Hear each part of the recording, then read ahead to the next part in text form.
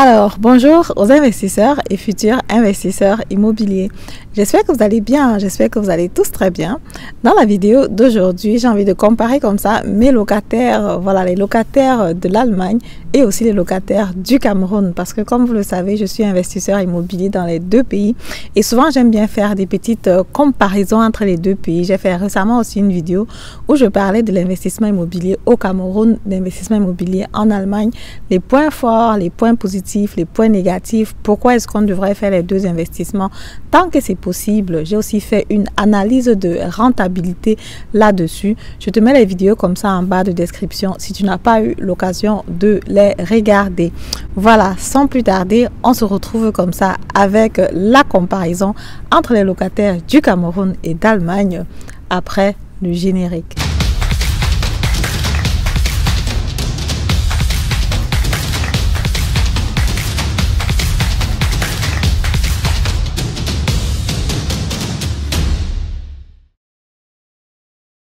Alors bonjour, si tu ne me connais pas encore, mon nom c'est Madeleine Ntedem, je suis investisseur immobilier, entrepreneur dans le domaine de l'immobilier, auteur du livre Devenez millionnaire avec l'immobilier.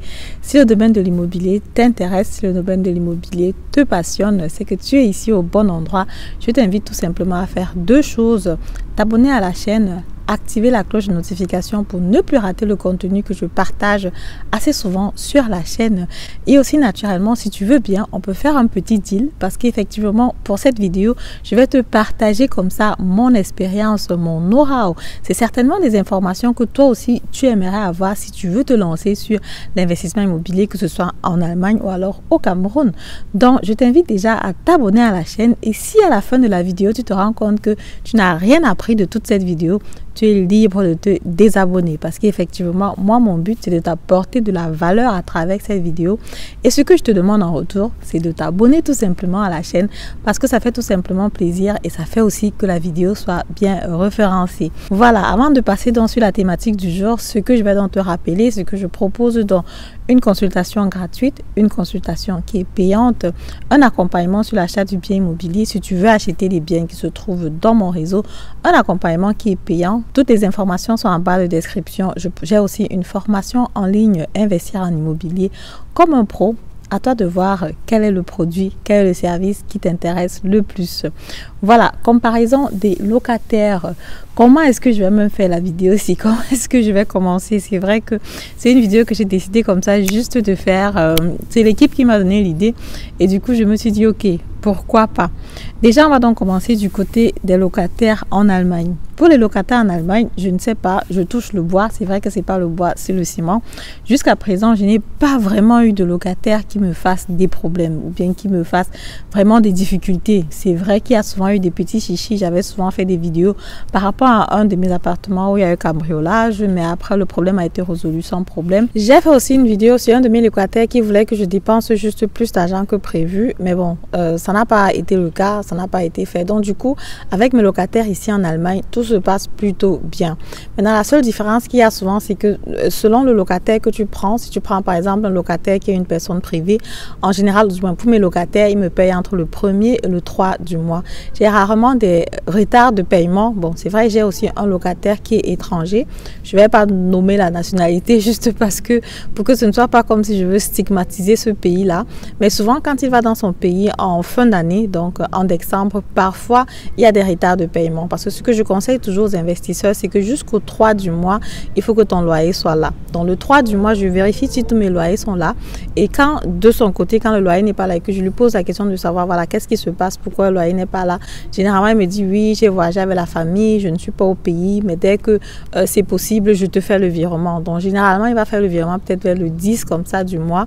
Mais ça arrive seulement pour le mois de décembre, le mois de janvier, en fin d'année, en fait.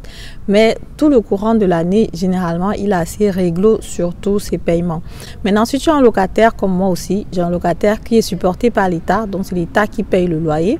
En général, eux, ils payent plus tôt. Je me souviens même quand on a signé le contrat de bail, le mois qui suivait, quand j'ai voulu regarder, l'argent était déjà là le mois d'avant, quoi. Donc en général, ils payent pour le mois, par exemple pour le mois d'avril. En mars, par exemple, le 30 mars, le loyer est déjà là, quoi. Donc, ou le 29 mars même parfois. Donc, du coup, ils sont assez rapides dans le paiement du loyer, voilà, parce que c'est l'État, c'est programmé. Bref, ton loyer ne souffre de rien, quoi. Naturellement, sauf s'il y a des changements dans la famille, parce que le loyer est généralement payé par rapport au nombre de personnes qui vivent dans la maison. Si parmi les enfants qui vivent dans la maison, il y en a un qui va déménager, il y en a qui travaille, il y en a qui va avoir 18 ans bientôt, naturellement, l'État va diminuer le montant de loyer qu'il paye, quoi. Donc c'est toujours ça que je conseille toujours aux personnes de regarder aussi quand tu veux donner ta maison à une famille qui va par exemple vivre dans ta maison et qui va être subventionnée par l'État. Il faut regarder ce paramètre là. Ce serait intéressant si les enfants sont encore petits, parce qu'effectivement ça va faire que la personne va rester encore le plus longtemps possible dans ta maison. Ce que j'ai aussi remarqué, c'est que les locataires ici en Allemagne, voilà, ils vont être assez distants, ils vont être assez froids. En général, quand il y a réunion des propriétaires, je n'arrive pas à aller chaque année, mais chaque fois que je réussis à aller, je demande toujours au locataire s'il peut être là pour que je jette un coup d'œil sur la maison. C'est très important. Et quand je regarde un peu comment la maison a entretenu jusqu'à présent. Je tape encore du bois. Tous mes appartements sont très bien entretenus. Je ne sais pas si c'est la chance ou alors si c'est le choix du locataire qui est très bien fait en amont, mais ce qui est sûr, c'est que tous les appartements sont très bien entretenus. J'avais fait une vidéo récemment d'un de mes locataires qui est dans étranger, qui m'avait fait une réception pas possible quand j'étais passée pour regarder l'appartement. Je vous fais encore passer les images. J'étais moi-même surprise, je n'ai rien compris, mais c'est beaucoup plus parce que c'était un étranger. Quand c'est un Allemand, en général, il m'ouvre juste la porte, il me fait regarder, il regarde la salle de bain, regarder les pièces, et puis c'est tout, quoi. Et puis je pars. Bon, généralement, je suis assez satisfaite de comment est-ce que l'appartement est entretenu. Naturellement, je pose aussi la question de savoir, est-ce que tu es satisfait, est-ce que tout se passe bien, est-ce que tout se passe comme tu veux. J'ai une qui se plaint souvent, ça il faut le dire. Et quand elle me dit souvent, oui, Madeleine, il y a tel problème, on essaye de voir comment on peut trouver une solution.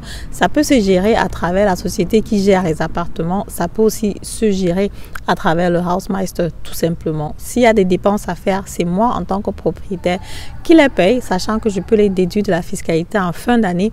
Mais jusqu'à présent, je n'ai pas encore eu de dépenses de plus de 200 €. Donc, ça va être peut-être 200 €, maxi 300 €. La dernière fois qu'elle s'était plainte, c'était un carreau qui avait sauté dans la salle de bain. Et là, maintenant, elle est encore en train de se plaindre parce qu'effectivement, il y a l'inspecteur là qui ne fonctionne pas bien. J'ai regardé déjà les prix. On va être dans les 200, 300 € ces dépenses. Donc, du coup, c'est pas vraiment des montants qui sont énormes. Pour ce qui est donc des locataires, donc voilà, on va donc passer sur les locataires du Cameroun.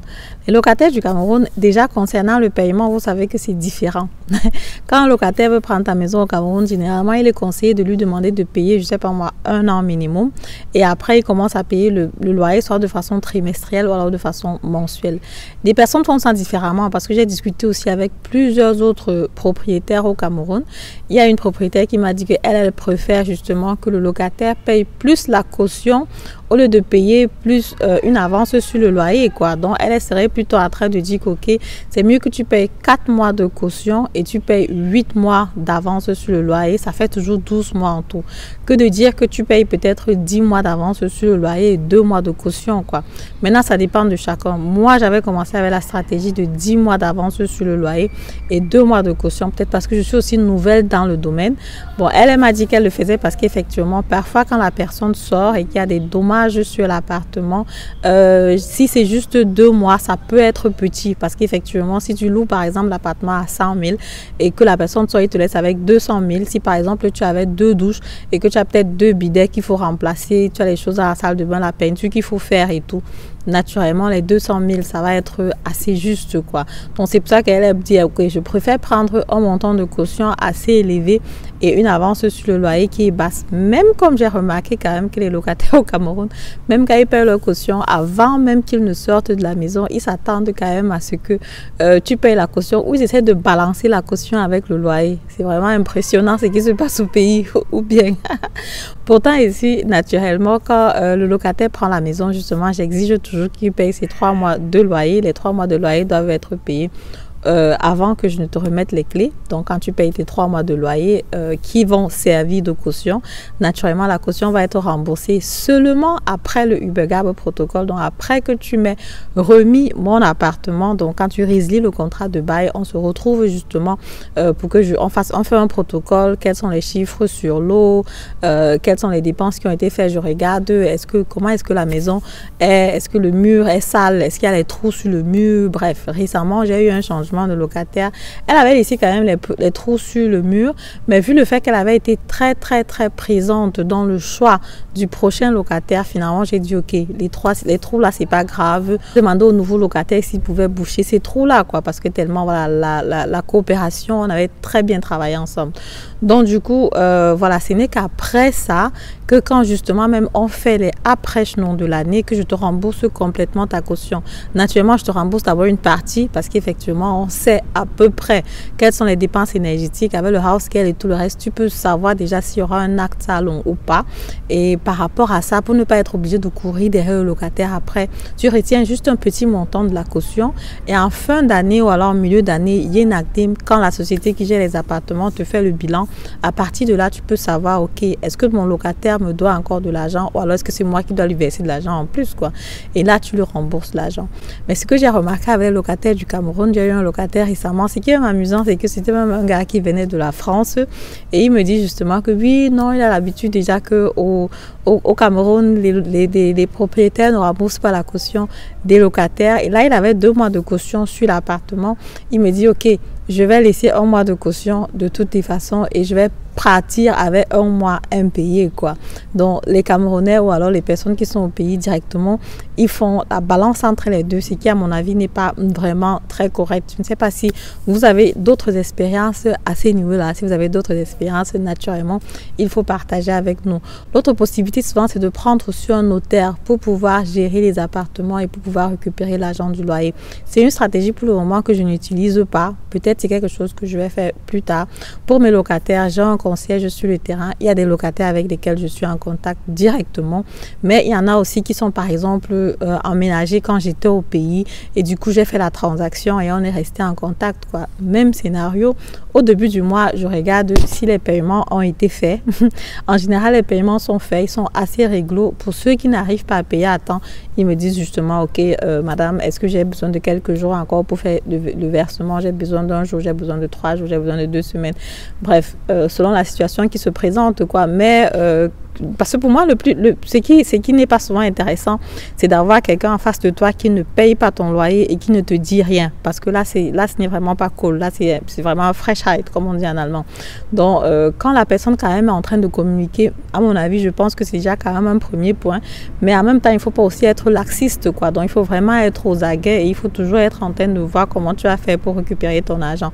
Parce que c'est un gros investissement. Tu n'as pas envie de rester forcément 1 mois, 2 mois, 3 mois sans avoir le loyer. Ce sont des dépenses énormes qui ont été faites, c'est un investissement et quand le moment de récupérer arrive, il faut que les choses se passent naturellement plutôt bien. Pour ce qui est des locataires au Cameroun aussi, j'ai un particulièrement que chaque fois quand j'arrive au Cameroun, c'est toujours une réception quoi. Donc du coup, il a toujours oui madame, j'ai fait le poisson pour vous, est-ce que vous pouvez passer manger, j'ai fait ceci pour vous, est-ce que vous pouvez passer manger.